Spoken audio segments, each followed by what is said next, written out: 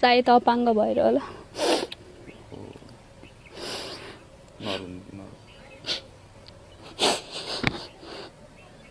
बिहे गर्नुभन्दा अगाडि थाहा थियो उहाँलाई सबै कुरा होइन? सबै थाहा थियो।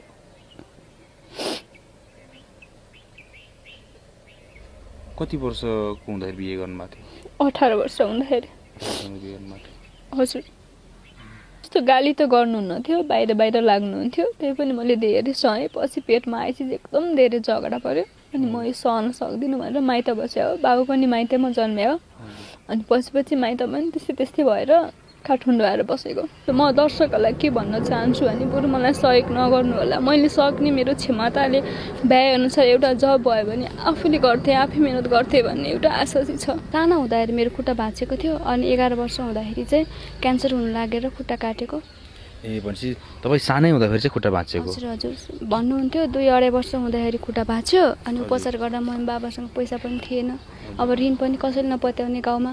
अनि 11 वर्ष भइसकेपछि संस्था मार्फत अनि जचाउन जाँदाखेरि क्यान्सर भएको छ, खुट्टा काट्नुपर्छ भनेपछि खुट्टा काटेको म 11 वर्षको उमेरमा।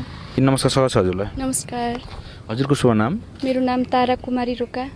हजुर घर चाहिँ कुन ठाउँ दिदी? मेरो सिन्धुली। हजुर। अहिले काठमाडौँमा बस्दै हुनुहुन्छ? हजुर। काठमाडौँमा बस्न थाल्नुभएको चाहिँ कति भयो दिदी? 8-9 महिना भयो। 8-9 महिना भयो। हजुर। भनेपछि अहिले के गर्दै हुनुहुन्छ काठमाडौँमा? केही पनि त्यस्तो केही गरेको छैन। केही छैन? नै, पहिला चाहिँ क्याफेमा गरेको, त्यस पछाडि 1 महिना गरेर छोडेको। 1 महिना गरेर काम छोड्नु? हजुर। तपाईँको हामीले टिकटक मार्फत भिडियो देख्यौँ होइन, तपाईँको आफ्नो दुःख पीडाहरू टिकटकमा राख्नुहुन्थ्यो होइन।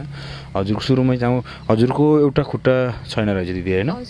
कहिले दिदी यस्तो भएको चाहिँ? म 11 वर्ष हुँदाखेरि मेरो खुट्टा सानो हुँदाखेरि मेरो खुट्टा भाँचेको थियो, अनि 11 वर्ष हुँदाखेरि चाहिँ क्यान्सर हुन लागेर खुट्टा काटेको। ए भनेपछि तपाईँ सानै हुँदाखेरि चाहिँ खुट्टा भाँचेको? हजुर भन्नुहुन्थ्यो 2-2.5 वर्ष हुँदाखेरि खुट्टा भाँच्यो, अनि उपचार गर्दा मम्मी बाबासँग पैसा पनि थिएन, अब ऋण पनि कसैले नपत्याउने गाउँमा। अनि 11 वर्ष भइसकेपछि संस्था मार्फत अनि जचाउन जाँदाखेरि क्यान्सर भएको छ, खुट्टा काट्नुपर्छ भनेपछि खुट्टा काटेको म 11 वर्षको उमेरमा। ए भनेपछि खुट्टा काट्दाखेरि हजुर सबै कुरा याद छ है? सबै याद छ। भनेपछि सानोमा चाहिँ के भएर चाहिँ भाँचेको रहेछ हजुरलाई? लडेर भन्नुहुन्थ्यो मम्मीहरूले। लडेर भन्नुहुन्थ्यो? हजुर कति वर्षको हुनुहुन्थ्यो त्यो बेलामा? म 2.5 वर्ष थिएँ भन्नुहुन्थ्यो। त्यो जस भाँचिँदाखेरि चाहिँ काटेको चाहिँ 11 वर्ष हुँदाखेरि। भनेपछि घोडादेखि तल काट्नु भएको? घोडाभन्दा मुनि। हजुर।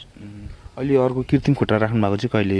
अस्ति भर्खर समथिङ 3-4 दिन भयो। भर्खर 3-4 दिन भयो? हजुर। योभन्दा अगाडि लगाउनु त लगाएको, त्यो चाहिँ बिग्रेर यो लगाएको चाहिँ भर्खर हो। ए अहिले काठमाडौँमा चाहिँ को बस्दै हुनुहुन्छ दिदी? मेरो बाबु र